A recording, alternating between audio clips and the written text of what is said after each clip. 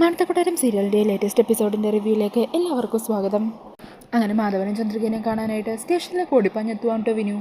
ഈ സമയം അവിടെ സ്റ്റേഷന് പുറത്തുള്ള പോലീസുകാരോടൊക്കെ എനിക്ക് അമ്മയും അച്ഛനെ കാണണം എന്നൊക്കെ ആംഗ്യത്തിൽ പറയുവാൻ കേട്ടോ. ഈ സമയം ഐസായി അങ്ങോട്ടേക്ക് വരുവാ. എന്താ നീ പറയുന്നത്? അതിലും വീണ്ടും അയാൾക്ക് മുമ്പിൽ നിന്ന് വിനു ഇങ്ങനെ ആംഗ്യം കാണിക്കുക. ഓ, നിനക്ക് മാധവനും ചന്ദ്രികനെ കാണണോ അല്ലേ? അവരുടെ അകത്ത് ലോക്കപ്പിൽ കിടപ്പുണ്ട്, നീ പോയി ചെന്ന് കണ്ടോ? അങ്ങനെ അവരെ കണ്ടതും വിനു സങ്കടത്തോടെ ആ എസ് ഐയുടെ അരികിലേക്ക് ഓടി വന്നിട്ട് അയാളുടെ കാലിലൊക്കെ പിടിച്ച് അവർ പുറത്തിറക്കണമെന്ന് പറയുവാണ്. എന്നാൽ ആ സമയം ദേഷ്യം വന്ന എസ് ഐ വിനുവിനെ തല്ലിച്ചതുക്കുവാണ് കേട്ടോ. എന്നിട്ട് പറയണേ, ഇവനെയും കൂടി ആ ലോക്കപ്പിലേക്ക് അടിച്ചിടും, അവിടെ കിടന്ന് മര്യാദ പഠിക്കട്ടെ. ഈ സമയം വന്ദന അങ്ങോട്ടേക്ക് വരിക. സാറേ, അത് സംസാരിക്കാനും കേൾക്കാനും പറ്റാത്ത ഒരാളാണ്, അയാളെ വെറുതെ വിട്ടേക്ക്, ഒന്നും ചെയ്യല്ലേ.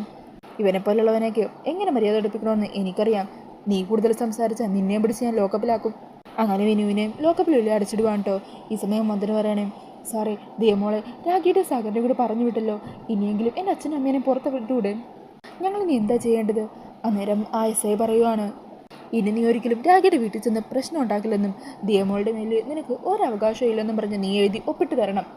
അന്നേരം വന്ദന പറയണേ, ശരി, ഞാൻ അങ്ങനെ ചെയ്യാം, എൻ്റെ അച്ഛനും അമ്മയും പുറത്തു വിട്ടാൽ മാത്രം മതി. എടോ, ആ പേപ്പർ മേനെടുത്ത് കൊടുക്ക്. അങ്ങനെ വന്ദന അവർ പറഞ്ഞ പേപ്പറിൽ പറഞ്ഞതുപോലെ തന്നെ എഴുതി ഒപ്പൊക്കെ ഇട്ട് കൊടുക്കുവാണ് കേട്ടോ. അതിനുശേഷം വന്ദന എസ് ഐയുടെ അരികിലേക്ക് ചെല്ലണേ, സാറ് പറഞ്ഞതുപോലെ ഞാൻ ചെയ്തിട്ടുണ്ട്, ഇനിയെങ്കിലും എൻ്റെ അച്ഛനും അമ്മയും വിനുവിനെയും പുറത്തേക്ക് വിട്ടുവിടേ. അന്നേരം എസ് ഐ പറയണേ, എനിക്കിപ്പോൾ അത്യാവശ്യമായിട്ട് പുറത്തൊന്ന് പോകാനുണ്ട്, അതുവരെ അവർ സ്റ്റേഷനുള്ളിൽ തന്നെ കിടക്കട്ടെ. അങ്ങനെ പറഞ്ഞ് എസ് ഐ പുറത്തേക്ക് പോകുവാണ് കേട്ടോ. ഈ സമയം അവിടെ നിന്നിരുന്ന ഒരു കോൺസ്റ്റബിൾ വന്ദനയോട് പറയണേ, മോൾ എത്രയും പെട്ടെന്ന് ഒരു വക്കീലിനെ കൊണ്ടുവന്ന് ജാമ്യം എടുക്കാൻ നോക്ക്, അയാളെ പറഞ്ഞ് വിശ്വസിക്കാൻ പറ്റാത്ത ആളാണ്, അയാളൊരു പക്ക ക്രിമിനലാ, പറഞ്ഞ വാക്കൊക്കെ അയാൾ പാലിക്കുമെന്ന് എനിക്ക് തോന്നുന്നില്ല. അന്നേരം വന്ദന പറയണേ, എനിക്കങ്ങനെ വക്കീലിൽ നിന്നും പരിചയമില്ല സാർ. ഈ സമയം ആ കോൺസ്റ്റബിൾ പറയണേ, മോളെങ്കിൽ ഒരു കാര്യം ചെയ്യും, ജാമ്യം നീക്കാൻ ആരെങ്കിലും കൂട്ടിക്കൊണ്ടുപോവാ, ആൾ ജാമ്യത്തിൽ വിടാൻ പറ്റും. മോളിപ്പോൾ തന്നെ വീട്ടിലേക്ക് ചെല്ലേ, സാർ വരുമ്പോൾ ഞാൻ കാര്യങ്ങൾ പറഞ്ഞോളാം, സമയം കളയണ്ട. എന്നാൽ ശരി സാർ. അങ്ങനെ വന്ദന അമ്മയുടെ അച്ഛനോടും കാര്യങ്ങൾ പറയുവാണ്. അന്നേരം അമ്മ പറയണേ, ആ സാറ് പറഞ്ഞതുപോലെ മോൾ വീട്ടിലേക്ക് ചെല്ലേ. അച്ഛാ, ഞാൻ ഏട്ടന്മാരോട് പറഞ്ഞിട്ട് ഉടനെ തന്നെ നിങ്ങൾ വന്ന് ജാമ്യത്തിലിറക്കാം. അങ്ങനെ പറഞ്ഞ് വന്ദന അവിടെ നിന്നും പോകുവാണ്.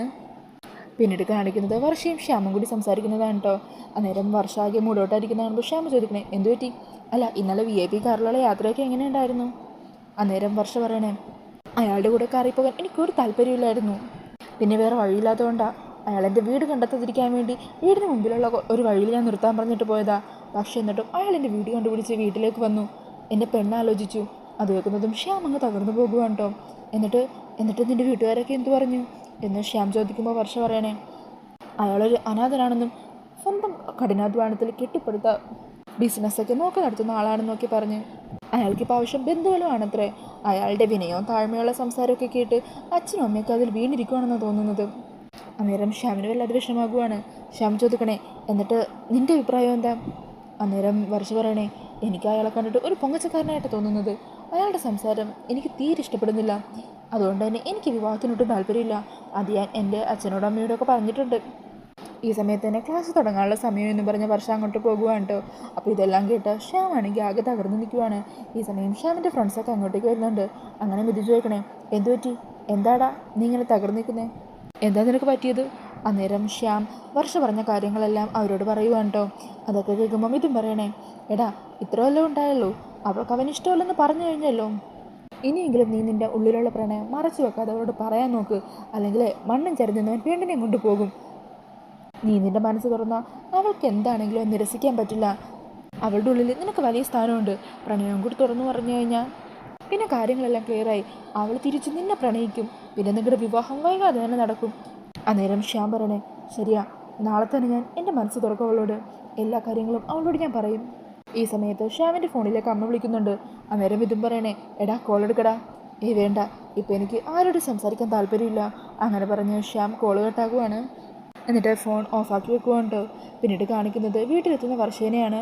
അങ്ങനെ വർഷയാണെങ്കിൽ ഈ കാര്യങ്ങളെല്ലാം അറിഞ്ഞ് ആകെ ടെൻഷനായിട്ട് നിൽക്കുവാണ് കേട്ടോ. ഈ സമയം സുചിത്ര ചോദിക്കണേ, വർഷേ, നിനക്ക് ആലോചിച്ചിട്ട് എന്തെങ്കിലും വഴി തെളിയുന്നുണ്ടോ അവർ ജാമ്യത്തിലിറക്കാൻ? അന്നേരം വർഷ പറയണേ, ഞാനേ എൻ്റെ ഫ്രണ്ട് ശ്യാമിനെ വിളിക്കാം, അവൻ്റെ അച്ഛൻ ഒരു പ്രമാണിയാണ്, കുറേ വലിയ വലിയ ആൾക്കാരെയൊക്കെ പരിചയം ഉണ്ടാവും, അവൻ്റെ അച്ഛൻ വിചാരിച്ച് ചിലപ്പോൾ കാര്യം നടക്കുമായിരിക്കും. അങ്ങനെ വർഷ ശ്യാമിൻ്റെ ഫോണിൽ വിളിക്കുവാണ് കേട്ടോ. എന്നാൽ ശ്യാമാണെങ്കിൽ കോളൊന്നും എടുക്കുന്നില്ല. പക്ഷേ അവനെ ഫോണിൽ വിളിച്ചിട്ട് കിട്ടുന്നില്ലല്ലോ എന്ന് വർഷ പറഞ്ഞുകൊണ്ടിരിക്കുമായിരിക്കും. ഈ സമയത്തുണ്ട് പ്രകാശൻ അവിടെ എത്തുന്നത്. പ്രകാശൻ അവിടെ എത്തുമ്പോൾ ചോദിക്കണേ, എന്തായി, ഇവിടുത്തെ പ്രശ്നങ്ങളൊക്കെ തീർന്നോ? ഈ സമയം മുത്തശ്ശി പ്രകാശനോട് ദേഷ്യപ്പെടണേ, എടാ സ്വന്തം കുടുംബത്തിലൊരു പ്രശ്നം നടക്കുമ്പോൾ ഇങ്ങനെ കൈയൊഴിഞ്ഞ പോലെ നടക്കാൻ നാണമില്ലേടാ നിനക്ക്? ഒന്നുമില്ലെങ്കിലും നീ ഇവിടുത്തെ മൂത്ത മോൻ തന്നെയല്ലേ? നീ എൻ്റെ ചന്ദ്രികയുടെ വയറ്റിൽ തന്നെ പിറന്നതാണോ? എൻ്റെ മോൻ തന്നെയാണ് നിൻ്റെ അച്ഛൻ. അന്നേരം പ്രകാശൻ പറയണേ, കൊള്ളാം, നല്ല ചോദ്യം. അല്ല, എവിടുന്നോ വലിഞ്ഞു കയറി വന്ന ഒരു കൊച്ചിനെയും കൊണ്ട് വന്ദന ഇവിടെ വന്നപ്പോൾ ഈ ചോദ്യമൊന്നും എന്താ മുത്തശ്ശി അവളോട് ചോദിക്കാഞ്ഞത്? അത് കാരണമല്ലേ ഈ പ്രശ്നങ്ങളെല്ലാം ഉണ്ടായത്? ഞാൻ എപ്പോഴും എതിർത്തല്ലേ ഇതിനെ. അന്നേരം വന്ദനയെ സപ്പോർട്ട് ചെയ്തത് അച്ഛനും അമ്മയൊക്കെ അല്ലേ. ഇപ്പോൾ അവരെല്ലാവരും പോലീസ് കസ്റ്റഡിയിലായല്ലോ. അതുകൊണ്ട് പ്രശ്നം ഉണ്ടാക്കിയവർ തന്നെ അതിനുള്ള പരിഹാരവും കണ്ടെത്തട്ടെ. ഈ സമയം വന്ദന കരഞ്ഞുകൊണ്ട് വീട്ടിൻ്റെ അകത്തേക്ക് ഓടി വരുമായിരിക്കും. അങ്ങനെ വർഷയെ കാണുന്നതും വർഷയെ കെട്ടിപ്പിടിച്ച് സങ്കടപ്പെട്ട് കരഞ്ഞുകൊണ്ടിരിക്കുമായിരിക്കും. അത് കാണുമ്പോൾ പ്രകാശൻ ചോദിക്കണേ, അല്ല നീ മാത്രമേ വന്നുള്ളോ? അച്ഛനും അമ്മയുടെ? അന്നേരം വന്ദന പറയണേ, അച്ഛനെയും അമ്മേനെയും വിനുവേട്ടനെയും അവിടെ എസ്ഐ കസ്റ്റഡിയിലെടുത്ത് ലോക്കപ്പിൽ പൂട്ടി വെച്ചിരിക്കുവാണ്. ആരെങ്കിലും വന്ന് ആൾജാമ്യത്തിൽ നിന്നാൽ മാത്രമേ അവരെ പുറത്തിറക്കാൻ പറ്റുള്ളൂ. ഈ സമയം മനോജും ഹരിത അവിടെ നിൽക്കുന്നുണ്ടാവും. അന്നേരം പ്രകാശം പറയണേ, ഈ പ്രശ്നം ഉണ്ടാക്കി വെച്ചവർ തന്നെ ഇത് പരിഹരിക്കുന്നതെന്നുള്ളത്. എനിക്ക് വയ്യ ഇതിൻ്റെ പിന്നാലെ കിടന്ന് ഓടാനും പോലീസ് സ്റ്റേഷൻ കയറി നിറങ്ങാനും. ഈ സമയം ഹരിത അകത്തേക്ക് പോകുവാണ്. അങ്ങനെ ഫോണിൽ അച്ഛനെ വിളിക്കാൻ ശ്രമിക്കുന്നു കേട്ടോ, എന്നാൽ കോൾ എടുക്കുന്നില്ല. അന്നേരം ഹരിത പറയണേ, അച്ഛൻ ഫോൺ എടുക്കുന്നില്ലല്ലോ, ഇനിയിപ്പോൾ എന്ത് ചെയ്യും? അഥവാ ഇനി ഫോൺ എടുത്താലും അച്ഛൻ സഹായിക്കുമെന്നൊന്നും എനിക്ക് തോന്നുന്നില്ല. ഇനിയിപ്പോൾ അവരോട് എന്ത് പറയും?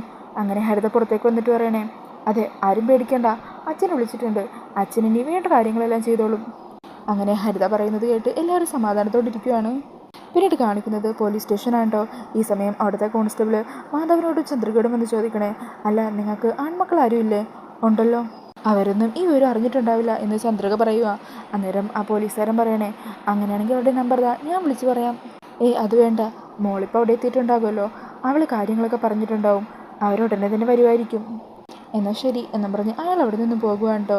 ഈ സമയം മാധവൻ പറയണേ, ചന്ദ്രു, അവരൊക്കെ ഈ കാര്യം നേരത്തെ തന്നെ അറിഞ്ഞു കാണും.